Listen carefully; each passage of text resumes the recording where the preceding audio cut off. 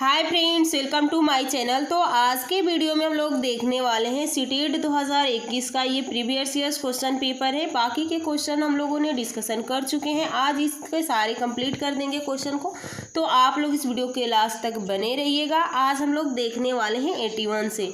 तो देखिए, पहला क्वेश्चन है, निम्नलिखित कथनों से पहचाने जो कि विज्ञान के बारे में सत्य है। तो पहला है, वैज्ञानिक अपने काम को पूरा करने के लिए कल्पना पर विश्वास करते हैं। तो ये सही हो सकता है, पर हम लोग बाकी के क्वेश्चन भी देखेंगे कि इससे भी कोई विकल्प अच्छा तो नहीं दिया है, तो वो सही हो जाएगा।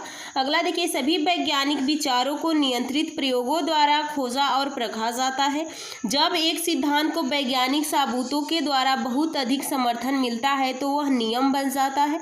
आने वाले समय में विज्ञान समाज की अधिकांश समस्याओं को हल करने में सक्षम होगा। तो इसमें पूछा गया है कि सत्य कौन सा इसमें है, तो आप लोग का यहाँ पे सही हो जाता है ऑप्शन 1, यानी वैज्ञानिक अपने काम को पूरा करने के लिए कल्पना पर विश्वास करते हैं।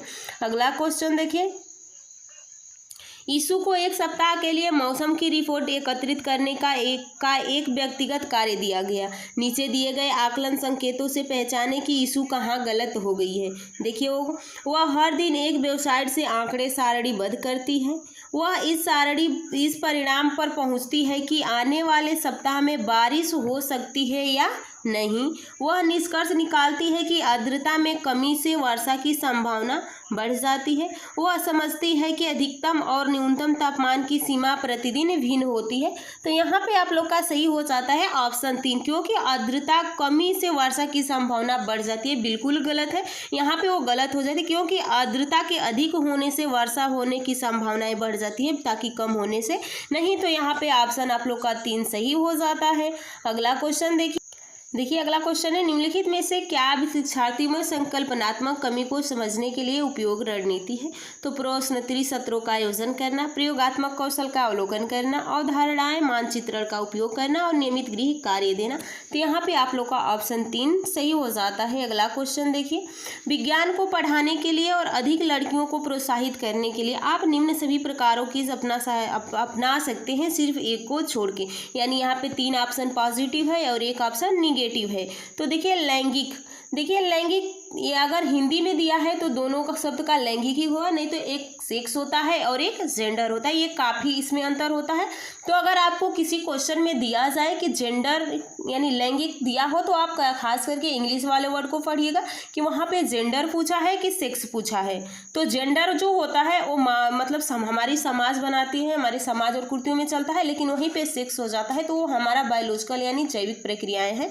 तो अगला देखिए, इसमें ध्यान रखें कि विज्ञान की कक्षा में लड़कियां हमेशा हावी रहें। अगला है, कक्षा में महिला वैज्ञानिकों को आमंत्रित करें। विज्ञान के बारे में मिथकों और रूढ़ियों की जांच में शिक्षार्थियों को जोड़ें। तो यहाँ पे आप लोग का ऑप्शन 2 सही हो जाता है। अगला क्वेश्चन देखिए, विज्ञान शिक्षक को और अधिक अपसारी प्रश्न पूछने चाहिए, क्योंकि देखिए, एक अभिसारी होता है और एक अपसारी होता है। अपसारी का मतलब कि आप चारों तरफ से सोच सकते हैं, एक क्वेश्चन का कई जवाब होगा, और अभिसारी का मतलब एक क्वेश्चन का एक ही जवाब होगा।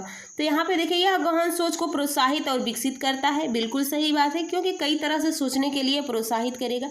यह शिक्षार्थियों को उत्तर सही करने में दिशा प्रदान करेगा। यह सोचने की युक्तियों को विकसित करेगा, क्योंकि जब कई सारे आंसर आप दे सकते हैं तो वहाँ पे आप सोच भी सकते हैं।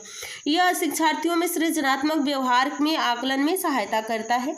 तो यहाँ पे आप देख सकते हैं कि आपका ऑप्शन A, C और D सही हो जाएगा। B गलत है, क्योंकि शिक्षार्थी को उत्तर सही करने में दिशा प्रदान करता है। तो यहाँ पे आप लोग का B सही हो जाता है, यानी A, C और D तीनों सही होता है। अगला क्वेश्चन देखिए, कक्षा में प्रदर्शनों का उपयोग मुख्य रूप से शिक्षार्थियों को शामिल करता है। दृश्य और श्रवण सीखना, केवल दृश्य सीखना, दृश्य श्रवण और गतिबोधक सीखना, और श्रवण और गतिबोधक सीखना।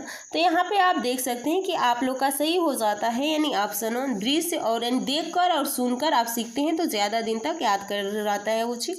अगला देखिए, डेंसिटी यानी घनत्व के बारे में। घनत्व की अवधारणा के शिक्षण के लिए जांच उपागम का उपयोग करके अपनी विज्ञान कक्षा के लिए नियोजन का क्रम दें। शिक्षार्थी को तैरने और डूबने वाली वस्तुओं के बीच संबंध निर्धारित करने का अवसर दें। देखिए, यहाँ को आपको सीरियल बाय लगाना है कि सबसे पहले आप बच्चों से, अगर आप घनत्व के बारे में, डेंसिटी के बारे में पढ़ा रहे हैं, तो सबसे पहले आप बच्चों को क्या करेंगे क्या करने के लिए कहेंगे, जिससे कि बच्चे आसानी से डेंसिटी के बारे में समझ जाए। तो यहाँ पे देखिए, शिक्षार्थियों को तैरने और डूबने वाली वस्तुओं के बीच संबंध निर्धारित करने का आप अवसर देंगे।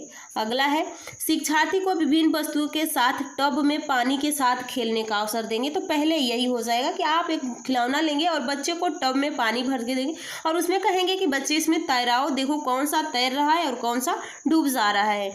उसके बाद शिक्षार्थी को एक छोटी नाव डिजाइन करने के लिए कहें जो 1 किलोग्राम वजन ले जा सकती है। तो ये तो बिल्कुल लास्ट में आप करेंगे। तो पहले आप ए करेंगे, बी करेंगे, उसके बाद ए वाला करेंगे, उसके बाद सी करेंगे। तो ऑप्शन यहाँ पे आपका सही हो जाता है ऑप्शन 4, यानी बी, ए और सी। अगला क्वेश्चन देखिए, वाई काई ऐसा पौधा है जिसमें क्लोरोफिल हरित लवक नहीं होता है। वाई क्या हो सकता है? तो यहाँ पे देख सकते हैं क्लोरोफिल नहीं है इसमें। तो कौन ऐसा है जिसमें क्लोरोफिल नहीं है, यानी खुद से अपना भोजन नहीं बना सकता है? तो कसकुटा यानी अमरबेल। शैवाल में तो क्लोरोफिल होता है, ये तो अपना भोजन बना लेता है। घटपड़ी यानी पीचर पादप, यानी इसमें भी होता है, ये भी अपना भोजन बना लेता है, लेकिन जीवों को भी खाता है। लेकिन वो जीवों को खाता है अपनी नाइट्रोजन की पूर्ति करने के लिए वो खाता है। अगला है मेफल वृक्ष, यानी यहाँ पे आप लोग का सही हो जाता है, यानी कसकुटा अमरबेल ये दूसरों पे ही आधारित होता है, ये खुद से अपना भोजन नहीं बनाता है। अगला देखिए, नीचे दिया गया कौन सा कथन सही है? यानी बृहदांत यानी बड़ी आंत, स्मॉल इंटेस्टाइन, क्षुद्रांत यानी लार्ज यानी बृहदांत मीन्स लार्ज इंटेस्टाइन, क्षुद्रांत मीन्स स्मॉल इंटेस्टाइन यानी बड़ी आंत और छोटी आंत की अपेक्षा चौड़ी तथा छोटी होती है। बृहदांत क्षुद्रांत की अपेक्षा चौड़ी तथा छोटी होती है, चौड़ी नहीं होती है। और बड़ी जो क्षुद्रांत छोटी तो होती है पर चौड़ी होती है, तो चौड़ी तथा छोटी होती है, ये बिल्कुल सही है आप लोग का। जो छोटी आंत, देखिए कहने में बड़ी आंत और छोटी आंत, तो छोटी आंत लंबी होती है और पतली होती है, बड़ी आंत चौड़ी होती है और छोटी होती है। तो यही कहा गया है कि चौड़ी हो तथा छोटी होती है, बिल्कुल सही है। बृहदांत में पचित भोजन का अवशोषण होता है। बृहदांत में भोजन की परिपाचन होता है। बृहदांत में अंगुलियों के समान उभरी हुई संरचनाएं होती है जिन्हें दीर्घरोम कहा जाता है। ये बड़ी आंत में नहीं होती है, ये छोटी आंत में होती है जिसे बिलाई कहा जाता है। तो यहाँ पे आप लोग का ऑप्शन ए सही हो जाता है। लास्ट क्वेश्चन है आज का, रेशम कीट के जीवन चक्र यानी इसका जीवन चक्र और रेशम फाइबर के उत्पादन के संबंध में कौन सा कथन सही नहीं है? जब आप लोग क्वेश्चन सॉल्व कीजिएगा तो खास करके नहीं पे ज़्यादा ध्यान दीजिएगा, क्योंकि नहीं छूट जाता है और जो सही होता है वही क्वेश्चन ट्रिक हो जाता है, तो इसलिए नहीं पे आप लोग ज़्यादा ध्यान दीजिएगा। तो देखिए यहाँ पे, रेशम कीट के लार्वा को कैटरपिलर कहते हैं। प्यूपा कोशित विकसित होकर कैटरपिलर बन जाता है। रेशम फाइबर कैटरपिलर द्वारा स्रावित प्रोटीन होता है। अगला क्वेश्चन देखिए, रेशम कीट के कोकून से रेशम का धागा प्राप्त किया जाता है। तो यहाँ पे निगेटिव क्वेश्चन पूछा गया है, तो प्यूपा कोशित विकसित होकर कैटरपिलर बन जाता है, ये बिल्कुल गलत है, यानी यहाँ पे यही सही हो जाता है। तो चलिए, ऐसे ही वीडियो पाने के लिए चैनल को सब्सक्राइब और वीडियो को लाइक कीजिएगा। अगर कुछ भी आप लोग का डाउट हो तो कमेंट ज़रूर कर